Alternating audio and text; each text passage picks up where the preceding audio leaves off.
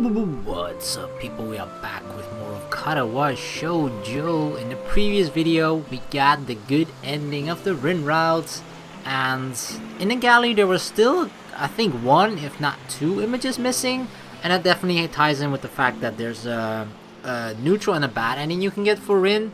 So this is, I think this is going to be the neutral ending. So yeah, this is the particular point, if you remember, that during we come to visit Rin in the art gallery for an exhibition, and she sort of collapsed due to all the pressure of people asking her questions, and she doesn't know how to answer to it and just basically can't handle all that. So she just gets the hell out of here. Hisao falls after her, and he asks her this one very important question: what do you want then? And in the previous video we answered it by, but if you found someone like that, then what? Which was the correct choice that would lead you to the path of the good ending. But this question in particular, if you answer it in a different way, but aren't you happy people are interested in your paintings, this is going to eventually lead us into the neutral ending. So I'm really interested into how this particular ending is going to go, especially because the good ending was actually just really good, you know. It's just sort of an acceptance at the very end, which was really beautifully done, especially that last image where Rin is just sort of, despite the fact that she doesn't have very long arms, she was just embracing the world in that very scene, and that was just so beautiful to me. And yeah, it was awesome. So I'm interested to see how big of a difference the good ending and the neutral ending is going to be. So yeah, let's just make this choice and go forward. But aren't you happy people are interested in your paintings? I mean, isn't that why you went ahead with having the exhibition and all? Of course they would ask you questions if they think it's interesting. It's like having sunrise twice in a row when you want to bathe naked in moonlight. Nice, but it's not good enough. I complete the sentence for her, even though I don't understand her inappropriate metaphor. I don't get it. You should try to be happier. It's your big night after all. All of these people here are here to see your paintings. I think it's awesome. I wait for her to say something, either for or against, but Rin keeps brooding. She doesn't want to answer questions or explain to me what's wrong. If she had something to say, the words are left unspoken. The words she cannot say. I shudder against the chill wind that blows in the streets, and its howling fills the silence. We should go back in. You've got everyone worried. Ah, there you are. Feeling better? It can get pretty hot in here. A dizzy spell can catch you off guard. He laughs brashly, almost obnoxiously. You should drink something if you're feeling weak, Tezuka. Oh my god, I kind of feel bad.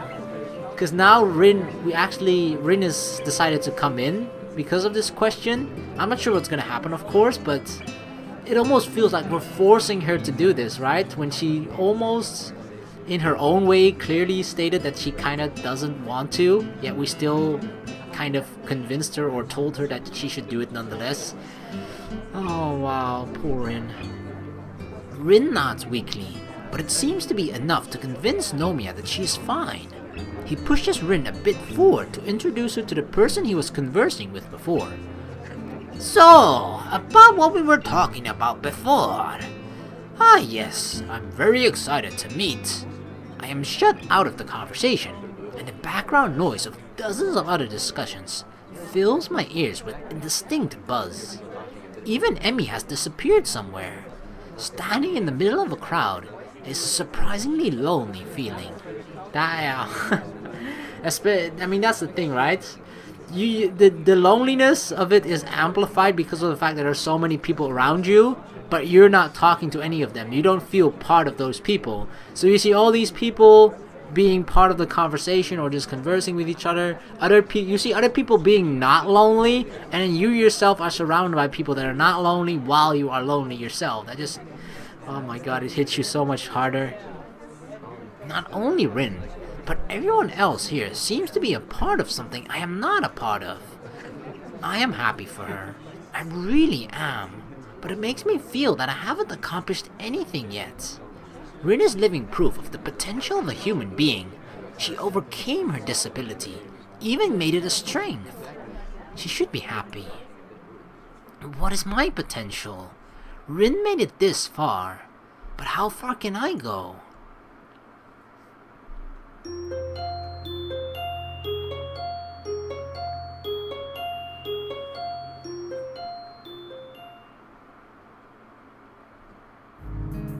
The last day before summer vacations is waning slowly. Science is the final exam of the trimester, and then we are free. The collective yearning for liberty is almost palpable in the classroom, even though the weather seems a tad cloudy. It might rain today, who knows? I've already finished the test because it was pretty easy. Can we actually skip through this? This seems really familiar. We can skip through part of this. Vacation? Huh. Some people will stay at the school even over the holidays. Some will go back to their families. I should probably make the trip back home and report to my parents that I'm alive and well. Not much to do at the school anyway, I suppose. Next trimester will be stressful. Everyone will have to seriously start thinking about what to do after graduation. Including me, huh? But isn't it summer vacation? Is there like a vacation in between? I thought summer vacation always happens at the end of the school year, you know? But is that not the case in Japan? Because it seems that way, because they have summer vacation now, but they still have a next trimester, and after that they have graduation. Huh. It certainly seems like that, but I have no idea. Including me. The doodles. A look at my doodles convinces me to stop trying to salvage them. It's a mess of lifeless lines. A waste of paper if it wasn't the flip side of my exam. Maybe it's because I didn't really set out to draw anything in particular. I just wanted to kill some time, so the drawing became exactly like I am, without a direction to go to. It'd be easier if I had some special talent, like Rin. She has it easy. Oh, don't say that. It makes me kind of jealous. It pisses me off that she herself can't seem to be happy about it. And time. Muto's call for the end of the exam draws groans of displeasure from half of the class. I don't blame them. The exam was kinda tricky. Muto expects a lot from our class, even though he's not strict at all. I guess he'd like all of us to become scientists. Put your pencils down and turn in your papers, please. The biggest groan comes from the desk to my side. Aww, Misha, I haven't seen her in so long and she looks so sad. Misha's despair is almost tangible. The dark aura of lost hope emanating from her seat makes me simultaneously frightened and sympathetic to her. Now then, there should be homeroom before you are free, but I only have a few announcements to make, so this should be over quickly. His announcements are never important, so I listen to him with only one ear. Misha seems to be too down in the dumps to even pretend attentiveness. She slumps her head against the desktop, looking stricken. Cheer up, Misha. It's vacation. Don't worry about the test. Thanks, Hee-chan. Her frown becomes a small smile, and a sparkle of excitement lights in her eyes. What are you going to do over the summer vacation, Hee-chan? I'm going to Hee-chan's place. They have this awesome and super cool mansion. I'm so excited. I'm sure it'll be the bestest summer vacation ever. She seems to have forgotten all about her misery in a few seconds and bounces up and down on her seat as if to pump up her excitement. I don't really have any plans, I guess. Is that so? Maybe you should. A finger tapping her shoulder steals Misha's attention away from me. Shizune points to Muto, who is expectantly looking back at the two of them. Oops! Sorry, Hee-chan. I didn't notice teacher finished already. She clears her throat and takes a deep breath. Stand! I stand up with everyone. Since I came here, I've always wondered about something. What do the wheelchair-bound students think about this daily tradition, being unable to do it properly? Is it a faux pas to keep this tradition in place, or in a place that bypasses many others for convenience? Even though I never asked anyone, during these short weeks here, I've come to the conclusion that they definitely are not insulted.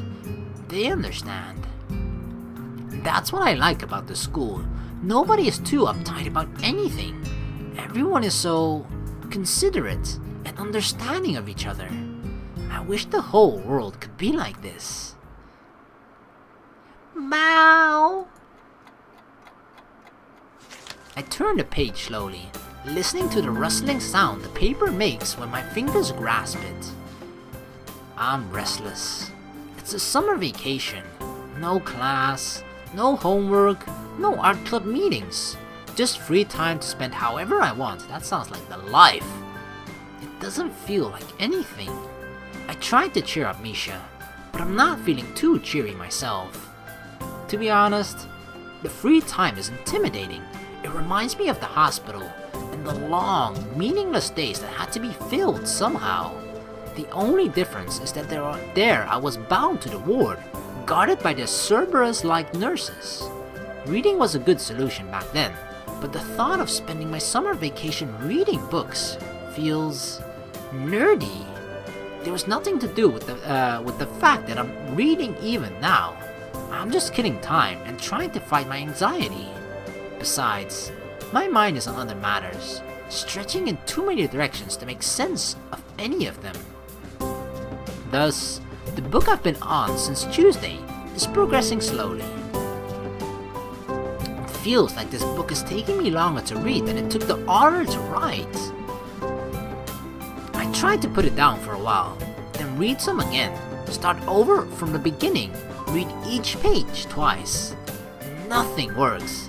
I have zero concentration. Taking it with me just in case, I head out to get some fresh air and inspiration as to what to do. I make my way to the quad, passing by students heading for the gates. The hastiest ones are leaving for their homes already.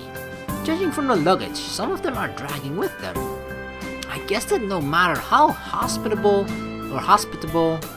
Yamaku is, home is still home. Still, I heard some people will be staying here over the vacation. The quad is big enough for its center to be shadowless, no matter how high or low the sun is. I stop in the middle and bask in the warmth. The brightness makes me squint my eyes when I look towards the main building. It looks old but abandoned already. Yuko wasn't at work today, so the next time I can get books from the school library is after vacation. There's a public library somewhere, I'm sure, but I'm feeling too lethargic to find out where it is. The hall is equally dead, so I have to content myself with returning to the dorms, ending my leisurely walk sooner than I expected. Then again, I wasn't quite sure what I was expecting in the first place. On a moment's impulse, I enter the girls' dorm to see if Rin or Emmy are there.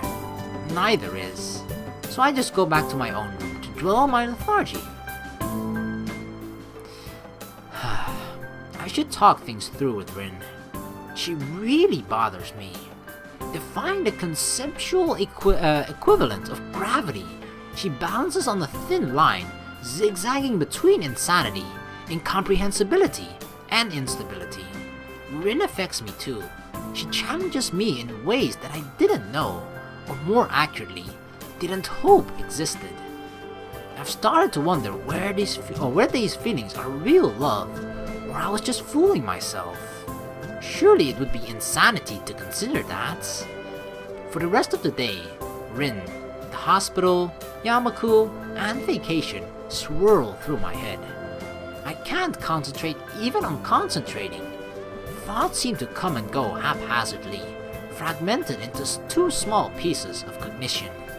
I pick up the book and manage to read 100 pages, but I'm sure by tomorrow I'll have no recollection of what happened in the story. I tried to clean up my room, but even that proves to be too bothersome, too time-consuming, and requiring too much attention to detail. It's usually like this. When you have nothing to do, you do nothing, even if you could. As expected, Mom calls me, and I end up promising to see if I can get a train ticket for tomorrow, or failing that, the day after. Bye, Mom. Maybe I'll go downtown tomorrow anyway. I could do some shopping or something. It's not that I need anything, but maybe there are summer sales, and I could pick up something. Why am I trying to force myself? Before I was content with having nothing to do, save for kicking the ball every now and then at the field. Now it seems I can't settle down at all. Is it because I have changed? Or because my world has changed? By 11, the darkness bids me to sleep. The medication bottles are innocuously arranged on my night table, not at all beckoning, rather pointedly reminding me of the reality instead. It's evening, so I have to open 3 bottles, extract 1 large oval-shaped one, 2 small round ones, and 1 large flat that has to be cut into half, close the bottle, and chug down the medications with a chaser of fresh tap water. Yummy, delicious. The water tastes metallic on my tongue. I swallow it along with the pills anyway, and head to the bathroom. The mindless job of brushing my teeth is fit for trying to sort my thoughts. One emerges from the mass, clearly rising above the others. I want to see Rin. I can't let my outburst of anger be the last thing between us before the vacation. I have to see her. Tomorrow. Sleep overcomes my confused mind with more ease than it should.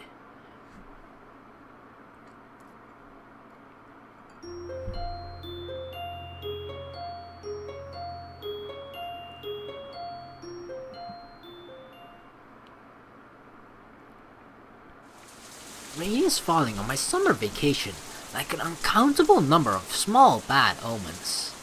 Luckily, I'm not superstitious, but the bad weather makes me downcast too. It's been like this since morning, and there is no end in sight. An impenetrable gray mass of clouds shadows the sky as much as it shadows my mood. In a bout of defiance, I finished cleaning up this morning, but after that was done, I ended up staring out of the window in hope of the weather clearing. The incessant drumming of rainfall against the roof and the pavement is mesmerizing, a droning background noise to lose your mind into.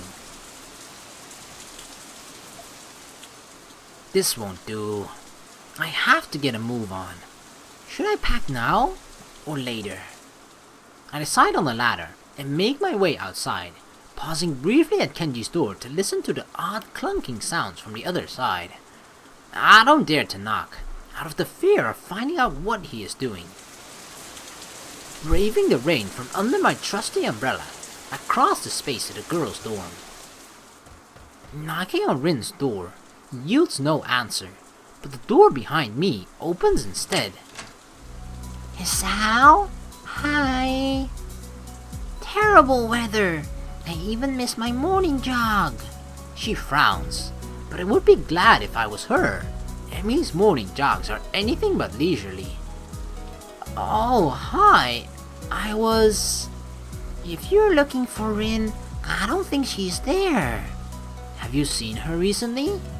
Yeah, just this morning when I woke her up. The mention of waking up makes Emi yawn like a cat and makes me feel silly. Of course she has seen Rin. Emi wakes her up and helps her get dressed on most mornings, even makes her lunch boxes every now and then. They are like sisters, even though they seem to have nothing in common. I wonder which one is the elder sister. Probably Emi against all odds. She really is diligent, and even though she gives the feeling of someone who would be a total airhead, why does it feel odd that she is so dutiful under the cheery grin of hers? Because we know all about her. She left for the gallery a few hours ago. Hey, are you listening? Maybe I'm making a funny face or something, since Emi tilts her face quizzically looking at me with her eyes round and inquisitive. Her innocent face seems to request my attention. Yeah, I'm listening. Can I ask you a question? Yeah, of course. She furrows her brow, licking her lips as if to prepare for something. Why do you care so much about Rin? Uh-oh. I mean, you probably hang around her more than I do. And we even slept in the same bed sometimes. Until, lately. After she banned you because you ravaged her hair? A shock of horror widens Emmy's eyes at least twofold, making them seem even more saucer-like than usual, while a healthy blush rises on her cheeks and ears. She told... Oh, I'm going to strangle that Rin, or something other horrible. I hold back my laughter, lest she directs her disdain at me. Emmy recuperates quickly from the embarrassment and seems to forgive Rin in the same instant, getting her focus back on me. Anyway, are you in love with her or something? Uh-oh. This really feels like an older sister questioning a suitor. Emmy is kinda nosy, and not in a good happy way, if there even is one to begin with. She'd make a good partner for Misha, to be honest. The horror, oh my god. I mean, I kind of make their voices sound a little bit similar. Misha is really like more happy and more upbeat, and really like ah. But Emmy is just a little bit like ah. If that probably was the worst comparison ever, and you have no idea what I'm talking about. But yeah, Emmy and Misha together, the horror indeed. I think one of them, if you only have one of them, it's like a handful already, and you can probably deal with it. You have to be a little bit patient, have to be like, okay, breathe in every now and then, but most of the time you'll be fine, you know. But those two together, no man on earth can do that. That's already your second question, so I don't think I have to answer. I tried to conjure up a front made of pure, crystallized cool and uninvolvement. I wonder whether I managed to even fool myself. At least Emmy is waggling her eyebrows dangerously, with a nasty smirk on her lips. Is that a yes? No, it's not a yes. Obviously unsatisfied at my refusal to answer her way too intimate question, she has enough sense to back off. Doesn't stop her from sticking out her tongue at me like a kid and giggling again. If that's your answer, I don't think I have to talk with you anymore. It's easy to see that she's not really angry. Besides, I have to go pack now. Mom will be worried if I miss my bus. I'll give your mom greetings. See ya! Yeah, bye. She retreats back into her room, leaving me alone in the hallway. What's between me and Rin is not her business, right? That's why I ended up not saying anything about our fight to Emmy. Rin must not have said anything either. I guess, even though they are friends, there are things they don't talk about. So, if Rin is at the gallery, I'd have to go all the way over there. Now that I managed to get out of my room, I suppose it's not that much of a bother to go downtown. I could go get a ticket, but the train back home will have to wait, at least until tomorrow.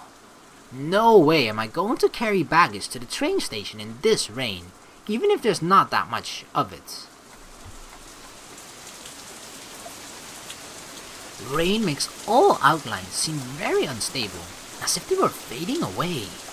The townscape turns into a shapeless collection of various fuzzy tones of grey, instead of distinct forms of buildings and cars. Those poor souls who are forced into the downpour try to make as much haste as they possibly can, pitying each other for their shared misery. I turn the final corner, the 22nd corner so to say, and immediately feel stupid for being amused by my own pun. The door beckons me with promises of warmth. Ah yes, no wetness. The rainwater dripping from my umbrella makes interesting, almost artistic patterns on the floor. I am an artist! Look at what my umbrella made! I am not wet, apart from my shoes that leave small puddles in my wake, completing the rainwater artwork. Nomiya is here too, chatting with Sei at the back of the gallery. Rin's nowhere to be seen though. Maybe she's upstairs. There are no customers though, which figures, considering the bucket loads of water dropping on the neck of anyone daring to brave the weather today. Welcome. Hello. Sorry to interrupt. Ah, good afternoon, Nakai. Came all the way here for a visit? No. I think it was just an impulse. I was around the neighborhood, shopping, and I decided to stop by. My reflexive reaction is a white lie, which surprises myself. Maybe I just don't want to say that I came specifically to see Rin, even though that much must be obvious. My, you chose a bad day for shopping. Would you like some tea to warm you up? Thank you, but I'm fine, really. The weather could be better though. Rain on the first day of vacations is a bit depressing. Ah ha ha ha ha! Well, I am sure it will get better. Nomiya offers his hearty laughter, bordering on abrasive. Rain doesn't get you down, huh, teacher? Well, I do prefer clear weather as well. I was actually leaving now just to meet someone, and I'd prefer not getting my jacket soaked. It is very expensive. But of course, I am in a good mood. What did you think about the exhibition? It was wonderful, wasn't it? Yeah, it was very fancy. My unenthusiastic answer only spurs him to carry on, walking around the gallery while blabbering about the opening. He talks more and louder when he's moving. It's something I notice at the club meetings too. We got to talk with many good people and make valuable contacts. One of Tezuka's paintings even got sold to a collector from Osaka. I follow his eyes to an empty space in the wall. I can't even remember which painting was hanging on that spot. I think it was the one with like the face. Well, it's gone now. It was lucky that she was alright despite that dizzy spell. She got a little quiet though, so I told her to rest well. Then again, she has always been pretty shy. Shy? Whatever. I just nod along with the teacher. The reception was very positive in general. I might be able to get one of my friends to write a little article in a magazine too. Shinichi, you're meeting. You're making Mr. Takahashi wait. Sei's remark makes him stop in his tracks and check his watch. Nomiya frowns in displeasure at the interruption to his tirade. Oh, right. Well, yes. I will be off then. We'll meet in September, Nakai. Bye. Wow. Teacher really doesn't hold back when it comes to Rin's budding artist career. I guess it takes a lot to succeed, but I suppose his job would be easier if Rin was more cooperative. She's too indecisive, even though she's doing just fine. Like that dizzy spell from the night before. She just got freaked out or something, and I didn't do anything to help her. I sigh.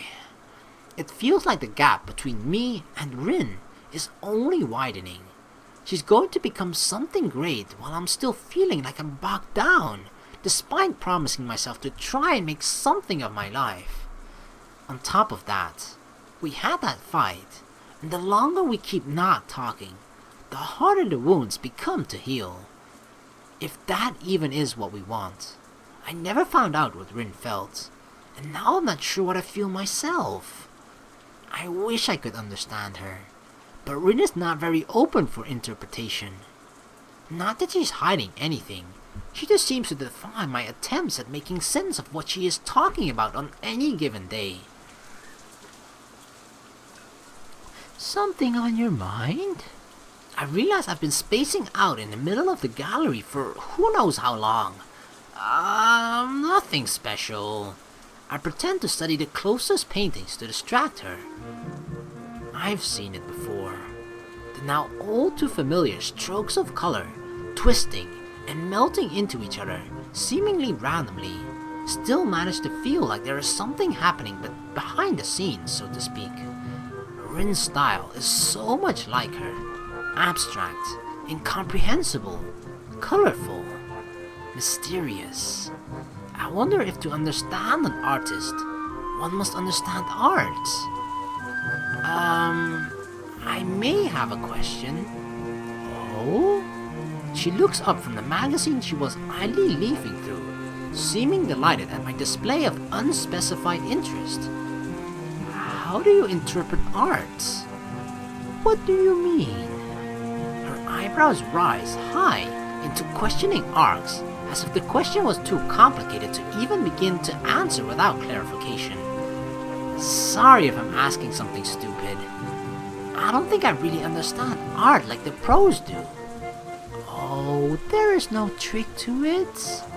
Say waves my question away with a simple but efficient flick of her wrist. Everyone interprets art as they will, and interpretation is as much as in the eye of the beholder as in the intentions of the creator.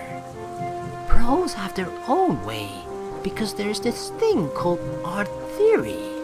There are patterns in art, just like in everything, and we assume that it's possible to draw some conclusions from observing those patterns. Her voice is like a teacher's, lecturing and adding emphasis on random words to keep the listeners on their toes.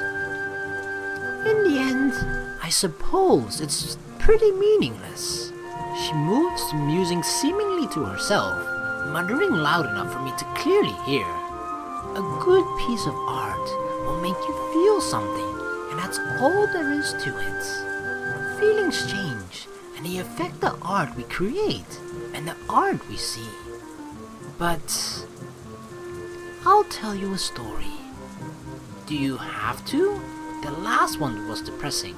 I can sort of feel what she means, right? Because it's like if an artist that while they're drawing, if they're sad, you can kind of see it in their paintings most of the time, because in art you usually put a lot of your emotion into it, right? And how you're feeling at that particular moment, because of the sudden inspiration that you get at that moment, which inspires you to draw.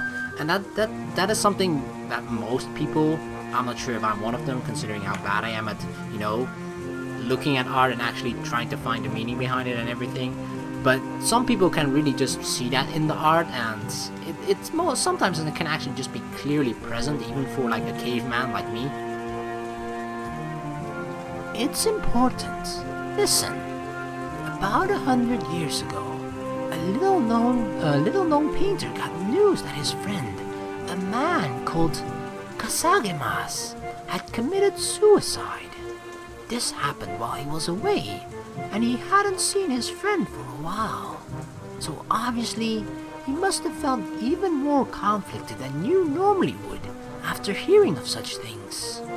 For 4 years after that, our main character did nothing but monochromatic paintings because he was so deeply affected by the news. Whatever he did, he always kept returning to that same color until it let him out of his grasp. She takes a little pause to check whether I'm still following. I am, to an extent, so I give her the prompt that storytellers seem to live for. So it's hard to continue from that, as I can't seem to come up with the questions she wants me to come up with. Like a half-baked Socrates, she thought she laid out all of the tools for revelation in front of me. Don't you see the point yet? Only her student proved to be too dense to get it. She looks discontent at my slowness. Picasso's blue period is one of the most lauded in the history of art. But who knows what he felt when he worked on those masterpieces? Sadness? Longing? Regrets? Nobody can tell. If you now see one of his blue period paintings, you'd probably interpret it differently from before you knew about Picasso's friend Kasagemas. Experiencing art is always personal, only interactive by chance or circumstances. There are a million explanations for any given piece of art, but it might be that none of them are what the creator intended. No man is an island, you know. I nod without understanding what that last mark meant. What she said made sense otherwise, except for the one thing. If art is communication, like Rin said, but everyone is talking their own secret language, like Sei said, what can anyone ever hope to communicate? It seems so futile, pointless.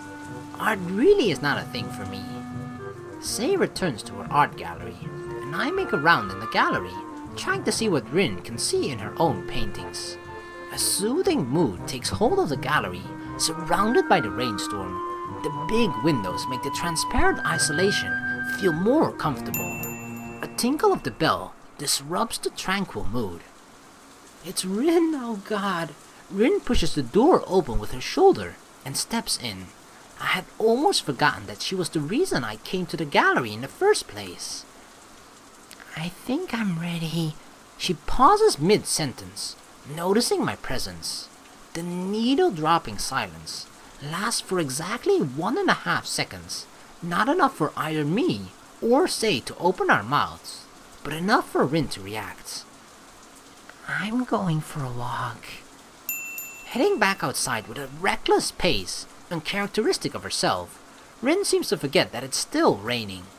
Without giving it any real thought, I grab my umbrella and hurry after her. Oh god. I catch Rin around the corner, open the umbrella, and lift it above the two of us while still having to almost run to keep up with her. She doesn't protest me running after her, nor me giving her shelter against the rain, eventually slowing her pace down so I can match it without an immediate danger of overexerting myself. I relax from the rush, assessing the situation. The last time I held my umbrella to guard both of us against the rain, I didn't think too much about it. But now, all the things that happened since then are gathering into a freezing cold ball around my stomach. Being close to her makes me uncomfortable, and I feel myself flustering slightly. It's hard to get words out of my mouth, as it feels suddenly very, very dry. Still, it's not like I can back off. Why do you keep running away? I don't want to talk to you, but I want to talk to you. It hurts every time I do. Sometimes it just can't be helped. I don't want to hurt. Fine. We don't have to talk. What should we do? Let's just keep walking. Just walking? Just walking. Okay. Our footsteps go splish-splash in the shallow puddles forming on the streets as we walk through the rainfall.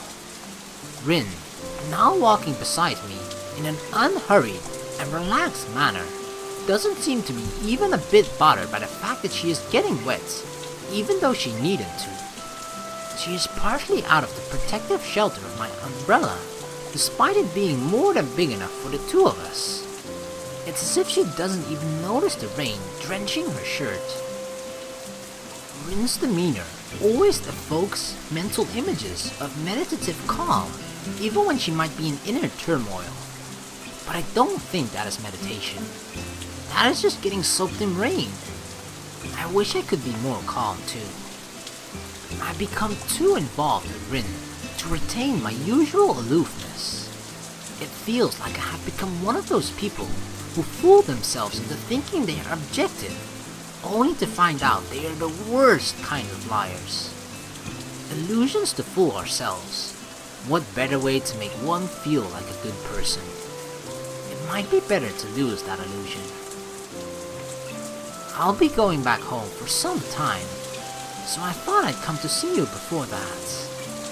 I could have thought of a better conversation opener, but Rin actively refusing to talk makes it hard. That's good. I might have thought that you'd been kidnapped otherwise. You can't keep running away from everything. Not even from me trying to talk seriously. I'm always serious. Also, I seem to be running very slowly right now. Maybe I should take lessons from Emmy. It's futile. Like talking to a brick wall that randomly spouts sarcastic nonsense back at you. Think of your exhibition opening. What if you had run away? Oh, it would have been the best thing ever. Rin doesn't answer to that. She just keeps walking, or running slowly, escaping from me into her silence. She has a knack for being alone in company, I've noticed. We head down the street, then turn left, then 3 times right, and left again. It's like that night from some time ago. We keep choosing directions randomly because it doesn't matter where we are going. All that matters is walking and the sound of raindrops drumming against the umbrella. Water flows down from the roofs of the buildings and into the storm drains in wide rivers. Even though I try to step over them, my feet are getting wet through my shoes. We keep walking in silence. It just begs to be broken again.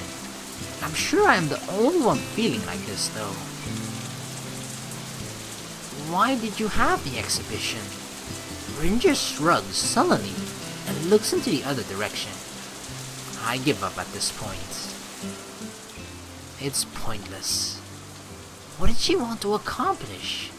What she said at the night of the opening made me feel that there was something special she wanted. It's you idiot. It felt to me that Rin hoped for something unattainable. She set the bar high, and inside her own head, she failed, no matter how much people liked her works. It's understandable to lack realism. Most people do, even if not quite on the extreme level Rin takes it to. But it's not a reason to live in your private world that accepts no visitors. You can't bend the world to fit your twisted, megalomaniac cosmology, where everything works just like you want to. That's what frustrates me the most in Rin.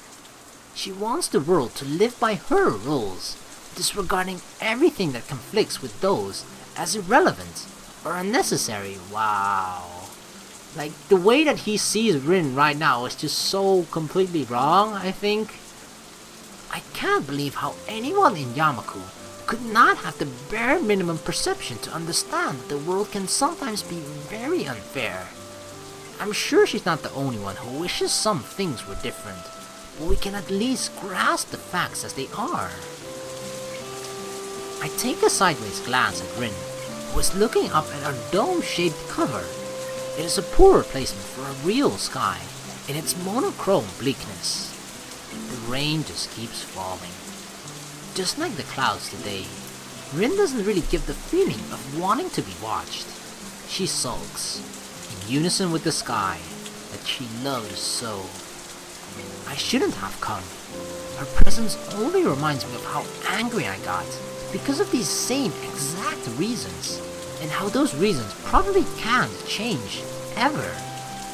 Even though I want to say I'm sorry, even though I don't want us to break apart, I can't bring myself to say either of these things. We keep measuring the rain-drenched streets one step at a time. Often, when you walk with someone else, your steps become synchronized, as if though or through some weird subconscious pact. I notice that ours never do.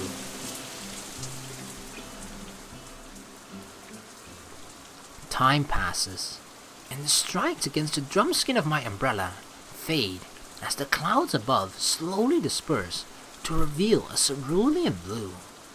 Eventually, the rain yields enough for me to close the umbrella, shaking the excess water off before I do.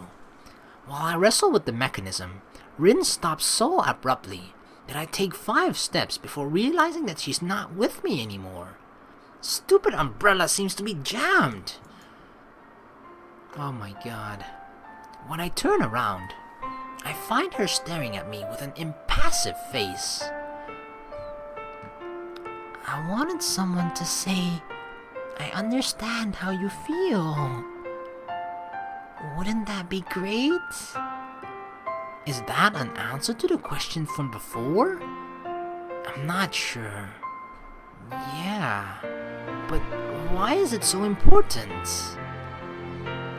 Because otherwise, I don't know if I can bear this. I was still in the middle of folding my umbrella, so I just answered something to get the conversation going. But what she says now freezes my blood. If someone says a joke and laughs, you laugh with them, right? Because a joy doubled is a joy tripled, right? If someone is hurt and sad, you comfort and hug them, right? Because that way... She pauses, her mouth still halfway open, then remembers to close it. A gloom sets on her face and simultaneously on my heart. I don't know why the right words never come out. I don't know why I can laugh only when I make myself. I don't know why everything stays only inside me, even if it feels like I'm going to burst. Her flat, expressionless face does not waver even when she says that. Her usual steady voice becomes only slightly quieter than normal. But who would ever want to feel like that? Rin looks at me, and I imagine the sadness reflecting from her eyes, whether it is really there or not. I don't want to feel like that. We stay silent for a little while after that. Rin, because she said all she has to say at once. I, because I have no clue how to process what she just said. I don't understand what Rin is saying. Or I do, but I don't want to. For the first time, both of these things happen, and it has to be simultaneously. The irony is not lost on me. I think everyone wants to be understood. That's universal.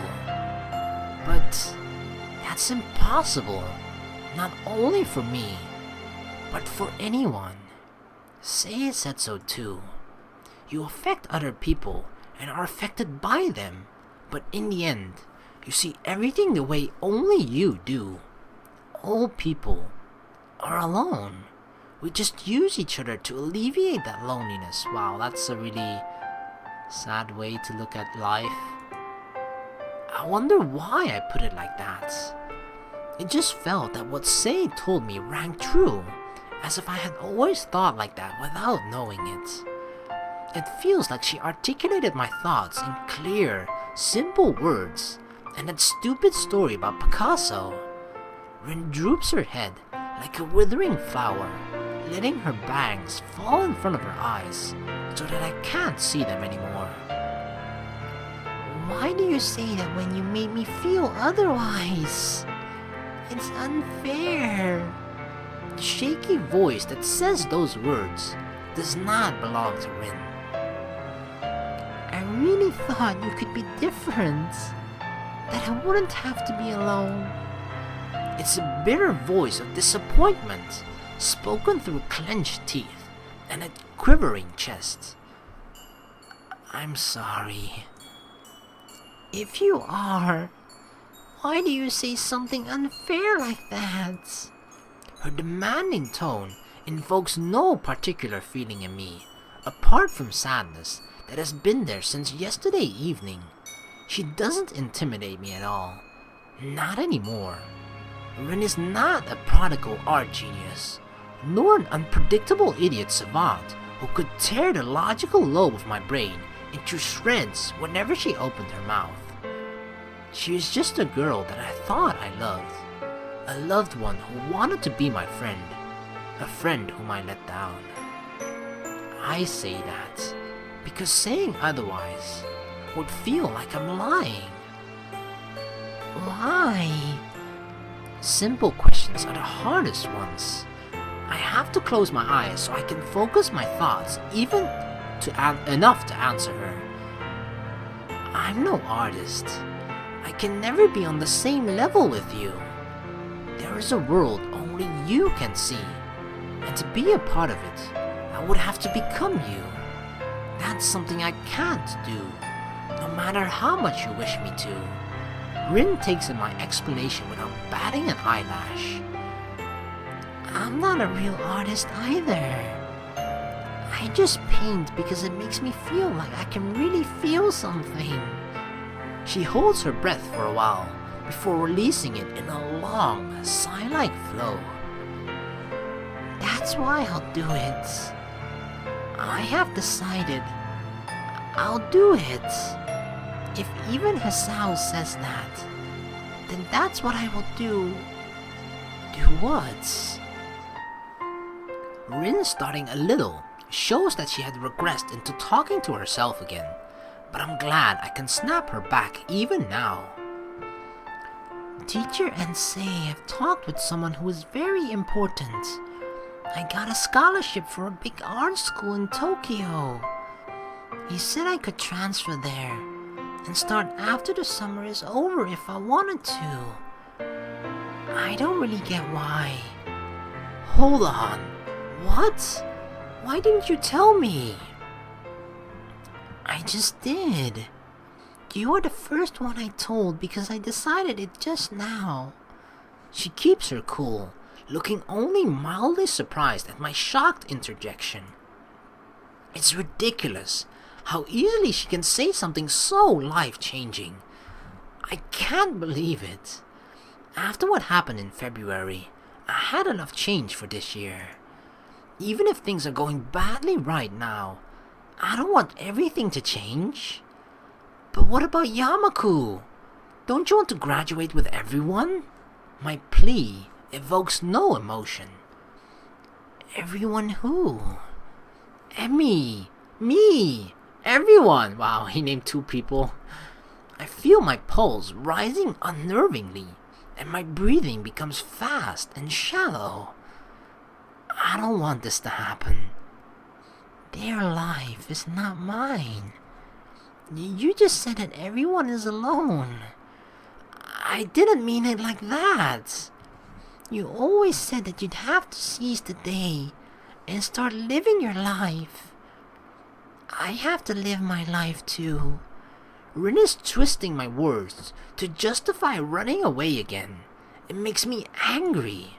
Her ease, finality, and seriousness in announcing this is unacceptable. As if changing your life is something you can do on a moment's whim. No! How can you say that? Why don't you even try to belong? The desperate accusation has no effect. It feels like I am once lost again, out of weapons, that I can't reach through to her no matter what I try. Is it just me, or does it sound like Hisao is really contradicting himself in everything that he says, and Rin is just sort of like doing exactly as he says, and judging, or like she is listening to what he says and she takes it seriously. But I feel like Hisao is the one that's the most lost in all of this, whereas Rin wanted Hisao to be the one for her, and Hisao just made himself doubtful and crazy to the point where it was more him convincing himself that everything is messed up and that Rin this, Rin that, and he just kept shoving all the blame over to Rin, or the fact that Rin is this, Rin is that, Rin is so Rin-like. But it's actually just Hisao himself that's making himself so crazy and doubtful. I don't know, it just feels like the way that this ending has actually turned out is not because of Rin whatsoever. It's because of Hisao. Rin is so frustratingly absolute in her own judgment that it might make me hate her if I didn't love her, even though I don't know which way I am feeling anymore.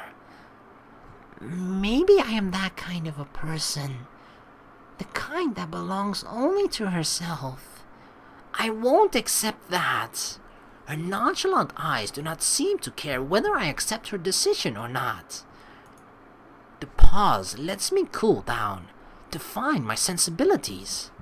While I do, the parting rain clouds reveal a setting sun that still has time to shine its last few warming rays before calling it a day. A mosaic of light and shadow spreads on the walls of the buildings, on the street, and the fence circling a park on the other side of the street. Rin's shadow is long enough to reach my feet. It's like one of those Western movies with two cowboys staring each other down, ready to sling their guns at each other. The one who loses his nerve will eat lead. I realize I would have the disadvantage because the sun is behind Rin, stinging my eyes. Do you hate me? She draws first, and I have no counter. I don't know. Did I lose? Yep, game over. Even if I did, what would it matter? I scramble for words that could salvage this. I find none. You are my friend. I promised you that. I'm not the kind of guy who forgets about promises. I think that is the most important thing.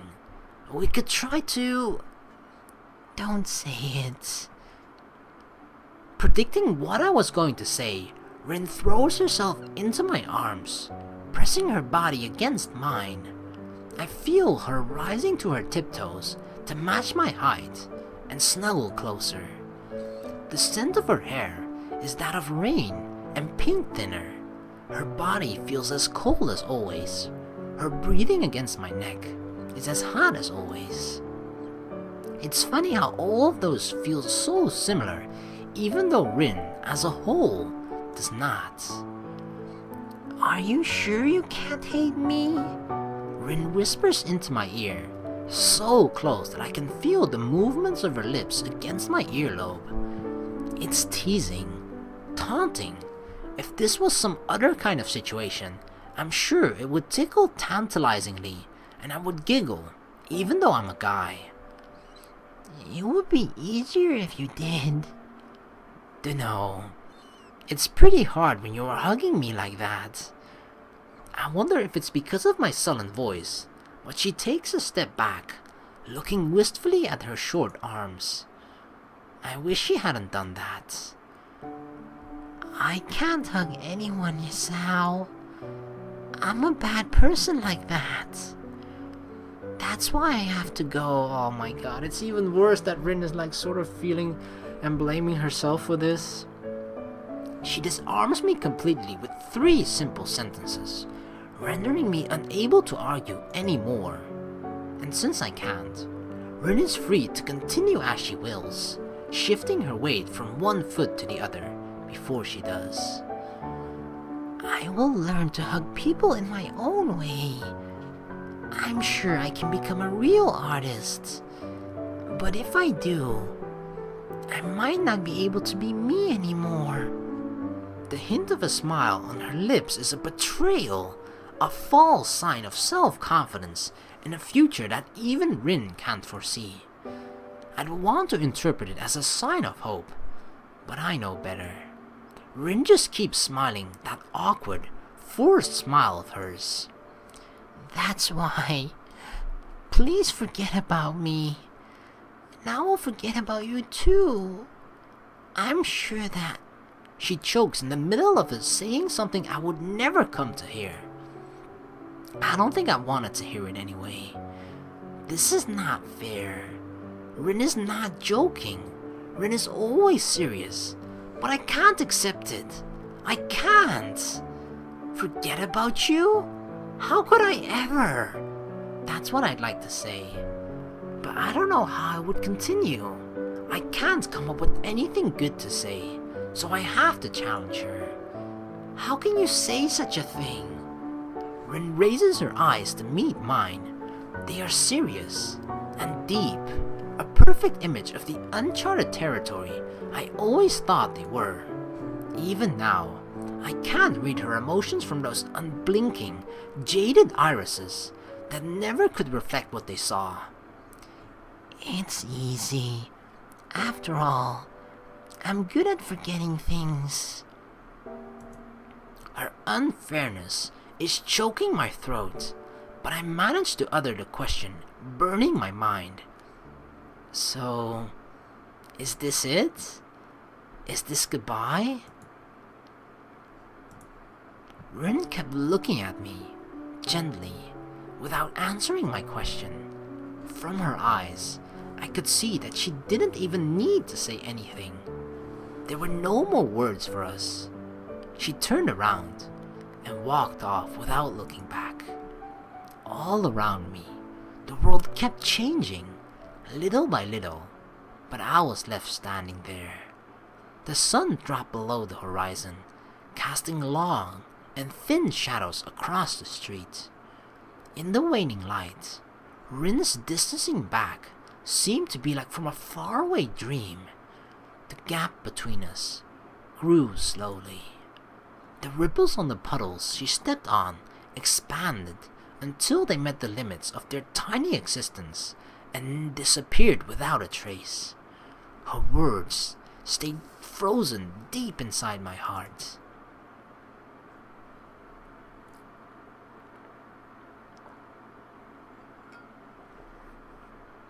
Oh my god. Well, I guess that is sort of the neutral ending. Oh my god. I can't just help but feel like just wondering throughout this particular ending, like what the hell is Hisao even doing and thinking and saying? Like what? Cause the way that it goes down, right?